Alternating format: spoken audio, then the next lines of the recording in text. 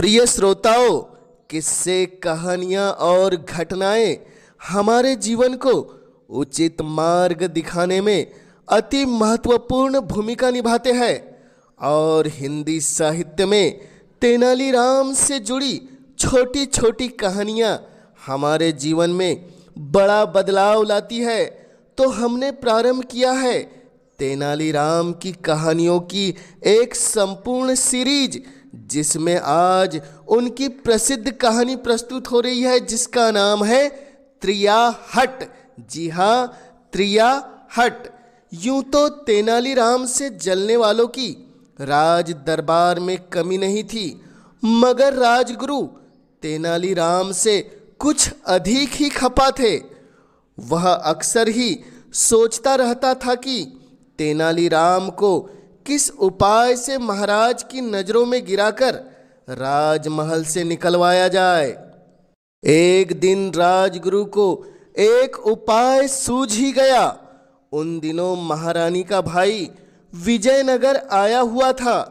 राजगुरु ने एक दिन मौका पाकर उसे तेनालीराम के विरुद्ध भड़काया कि बेकार ही महाराज की नजरों में इतना चढ़ा हुआ है, न उसमें कोई विशेष योग्यता है और न ही गुण। जिस पद पर तेनालीराम बैठा है उस पर तो आप जैसे सुयोग्य व्यक्ति को होना चाहिए। महारानी का भाई कुछ मोटी बुद्धि का था। उसके दिमाग में यह बात गहरे तक समा गई कि मैं तेनालीराम से अधिक योग्य हूँ। वह महारानी के पास गया और उन्हें बतलाया कि तेनालीराम वाला पद वह खुद चाहता है। उसने यह भी दावा किया कि वह तेनालीराम से अधिक योग्य है। महारानी को समझते देर नहीं लगी कि तेनालीराम के किसी शत्रु ने उसे भड़काया है। अतः उन्होंने उसे बहुत समझाया कि तेनालीराम बहुत योग्य व्यक्ति है तथा वह एक ही दिन में उस पद तक नहीं पहुंचा, बल्कि इस सम्मान को पाने के लिए उसने बड़े बड़े कार्य किए हैं। लेकिन उनका भाई जिद पर अड़ गया। बोला, चाहे कुछ भी हो, मुझे वही पद चाहिए जिस पद पर तेनालीराम विराजमान है। तेनालीराम को महल से निकालना ही होगा और यह काम केवल आप ही कर सकती है। महारानी तेनालीराम का बड़ा सम्मान करती थी, फिर भी भाई तो भाई था, उसका मान भी रखना ही था। शाम को जब महाराज महल में आए तो रानी ने सीधे सीधे उनसे मांग की कि तेनालीराम को उसके पद से हटाकर उस पर मेरे भाई को बिठाए। सुनकर महाराज को हैरानी तो बहुत हुई, मगर उन्होंने उसकी बात पर कोई विशेष ध्यान न दिया। इसी प्रकार कई दिन गुजर गए। महारानी रोज अपनी इच्छा प्रकट करती और महाराज टाल जाते। उधर उनका भाई हट पकड़े हुए बैठा था। महारानी समझ गई कि महाराज से अपनी बात मनवाना इतना आसान नहीं है। आखिर मामला तेनालीराम से संबंधित था, जो कि महाराज का विशेष कृपा पात्र था। अतः इसके लिए उन्होंने त्रिया हट करने का निर्णय लिया।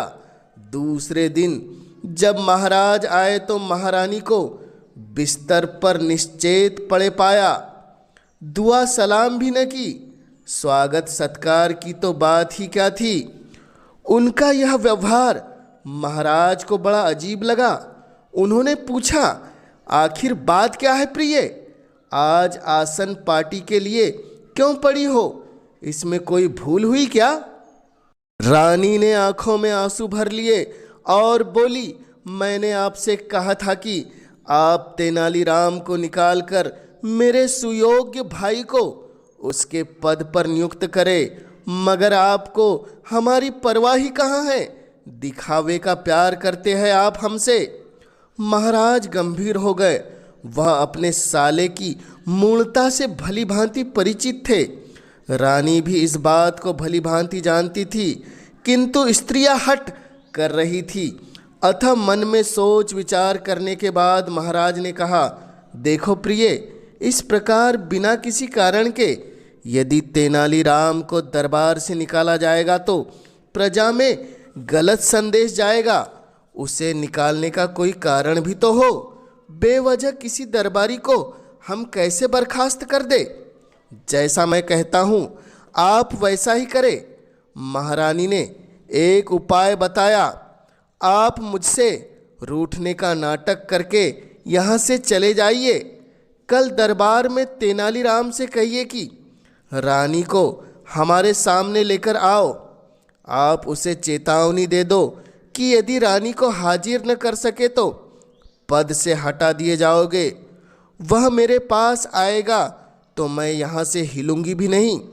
आपको तेनालीराम को पदमुक्त करने का अवसर मिल जाएगा। राजा को हंसी तो बहुत आई महारानी की बुद्धि पर, मगर वे बोले कुछ नहीं और चुपचाप महारानी की बात मानने की हामी भर ली। दूसरे ही दिन महाराज के महारानी से रुष्ट होने का समाचार पूरे दरबार में फैल गया। तेनालीराम जब महाराज से मिलने गया तो उन्होंने वही बात उससे कही जो रानी ने सुझाई थी। उनकी बात सुनकर तेनालीराम का माथा ठनका कि अवश्य ही दाल में कुछ काला है।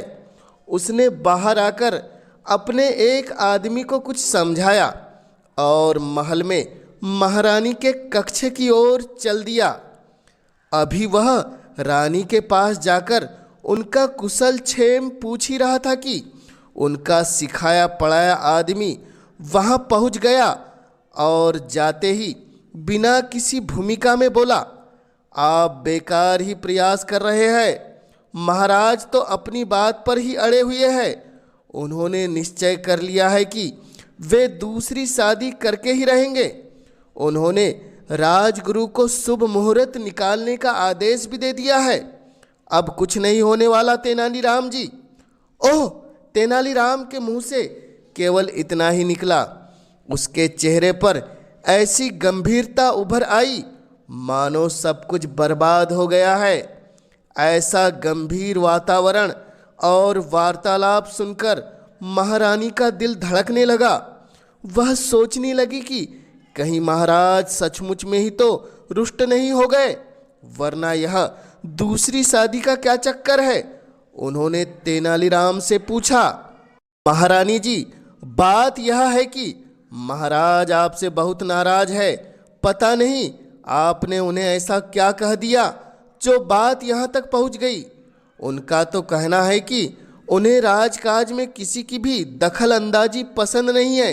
शायद आपकी किसी मांग के कारण ही वे इतने खपा है कि दूसरा विवाह करने का मन बना चुके हैं। नहीं नहीं, महाराज ऐसा नहीं कर सकते। हम उन्हें समझाएंगे तेनालीराम जी और आश्वासन देंगे कि भविष्य में हम राजकाज के किसी भी काम में दखल नहीं देंगे। आप हमें तुरंत उनके पास ले चलिए। तेनालीराम तो इसी अवसर की ताक में थे। वे फौरन रानी को लेकर महाराज के पास जा पहुँचे। तेनालीराम ने रास्ते में ही उसे समझा दिया था कि महाराज के सामने जाकर क्या करना है। अतः रानी ने जाते ही महाराज से क्षमा मांगी और बोली, महाराज, अब मैं राज्य के किसी भी कार्य में दखल नहीं दूंगी, मुझे क्षमा कर दे। महाराज हैरान निगाहों से महारानी को देखने लगे। वे सोचने लगे कि कहाँ तो रानी वहाँ से न हिलने की प्रतिज्ञा कर बैठी थी और कहाँ अब तेनालीराम के साथ न केवल दौड़ी चली आई बल्कि क्षमा भी मांग रही है। वे बोले, प्रिय, लगता है तेनालीराम ने तुम्हें मूर्ख बना दिया है। वह बोली, ऐसा मत कहिए महाराज, तेनालीराम तो हमारा झगड़ा मिटाने की कोशिश कर रहे हैं। मैं बेचारे को व्यर्थ ही महल से निकलवाना चाहती थी। अब तो आप दूसरी शादी नहीं करेंगे ना? महाराज को हंसी छूट गई। फिर काफ़ी देर तक वे हंसते रहे। फिर उन्होंने महारानी को बतलाया कि तेनालीराम कैसा अनोखा व्यक्ति है, उसे दंडित करना आसान नहीं है। अब तो आप समझ गई होंगी कि तेनालीराम की जगह कोई भी व्यक्ति अपना स्थान ग्रहण नहीं कर सकता। यह कहानी आपको कैसी लगी कमेंट्स के माध्यम से हमें ज़रूर बतलाएं और जन जन तक हिंदी साहित्य की गाथा को पहुंचाने में अपना योगदान देने इस चैनल को अवश्य सब्सक्राइब कीजिए, ताकि आपके सहयोग से मैं हिंदी साहित्य की महान रचनाओं को जन जन तक पहुंचाने के लिए हमेशा उत्साहित रह सकूं। आप सभी श्रोताओं का पुनः इस चैनल से जुड़ने के लिए हृदय की गहराई से बहुत बहुत आभार।